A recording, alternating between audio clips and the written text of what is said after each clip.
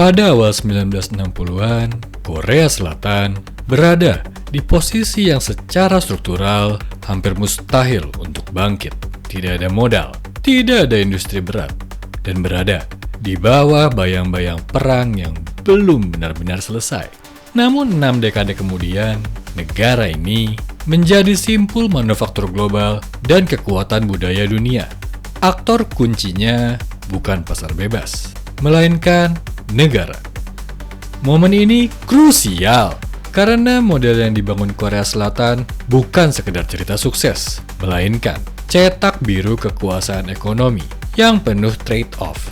Korea Selatan tidak bangkit karena keajaiban ekonomi, melainkan karena keputusan politik yang keras dan terpusat.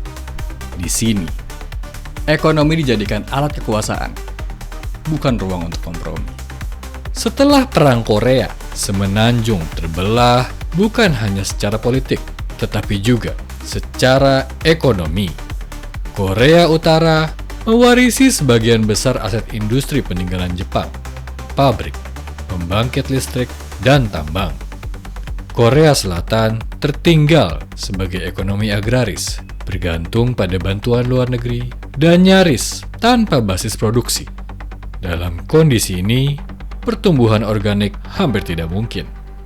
Negara membutuhkan lompatan, bukan evolusi bertahap. Lompatan itu datang bukan dari demokrasi, melainkan dari konsolidasi kekuasaan. Pada 1961, Jenderal Park Chung-hee mengambil alih kekuasaan melalui kudeta militer. Rezim ini otoriter, tetapi memiliki satu fokus strategi yang konsisten: industrialisasi cepat. Tujuannya bukan kesejahteraan jangka pendek, melainkan kapasitas nasional. Negara mulai memperlakukan ekonomi sebagai instrumen keamanan.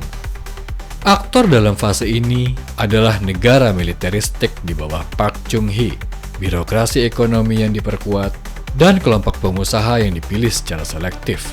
Negara memegang kendali arah, sementara sektor swasta diposisikan sebagai alat eksekusi.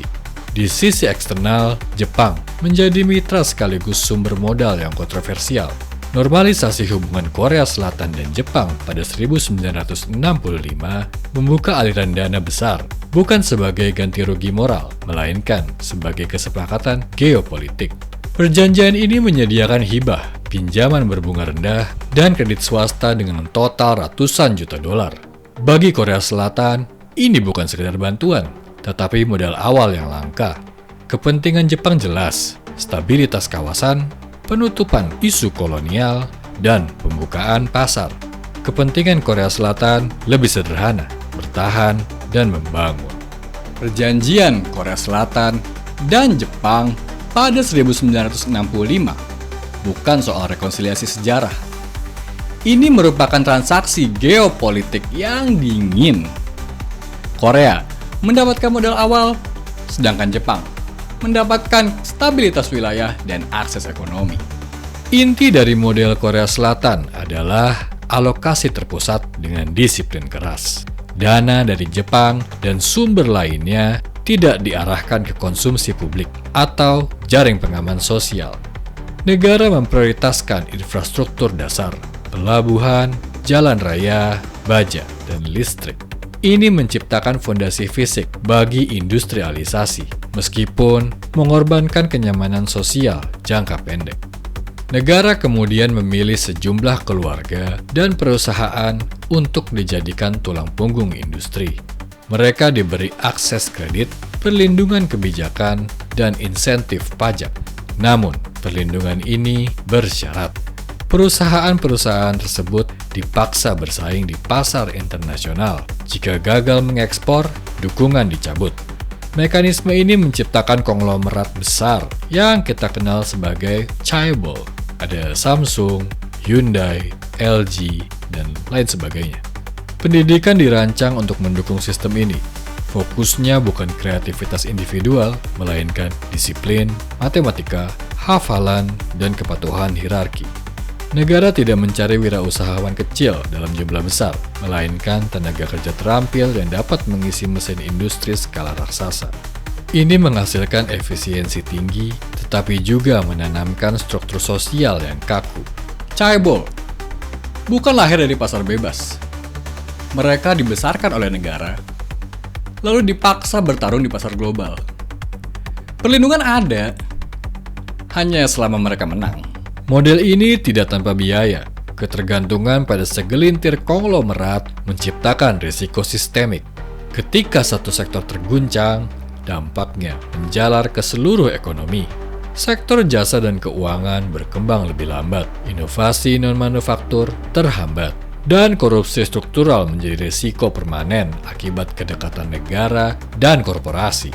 Tekanan internal muncul dari generasi muda yang merasa terjebak dalam hierarki tanpa mobilitas sosial yang memadai. Ketidakpuasan ini muncul dalam bentuk budaya populer dan kritik sosial, menandakan retakan dalam legitimasi model lama. Namun, Chaebol terlalu besar untuk runtuh begitu saja, dan negara masih bergantung pada mereka. Keberhasilan Korea Selatan mengubah peta ekonomi Asia Timur. Negara ini menjadi simpul penting dalam rantai pasok global, terutama elektronik dan otomotif.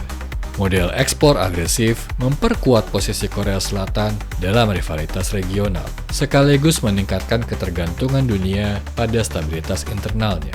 Setiap gangguan domestik kini menjadi resonansi global. Bagi Indonesia, kasus Korea Selatan memberikan pelajaran tentang peran negara dalam industrialisasi. Modal awal, arah kebijakan yang konsisten, dan keberanian menunda konsumsi demi kapasitas jangka panjang menjadi poin penting. Namun ada peringatan yang sama jelasnya. Konsentrasi, kekuatan ekonomi, dan kedekatan negara korporasi membawa resiko yang harus dikelola. Indonesia perlu memilih mekanisme yang sesuai dengan struktur sosial dan politiknya sendiri, bukan meniru hasil akhirnya. Pelajaran untuk Indonesia bukan meniru Korea Selatan.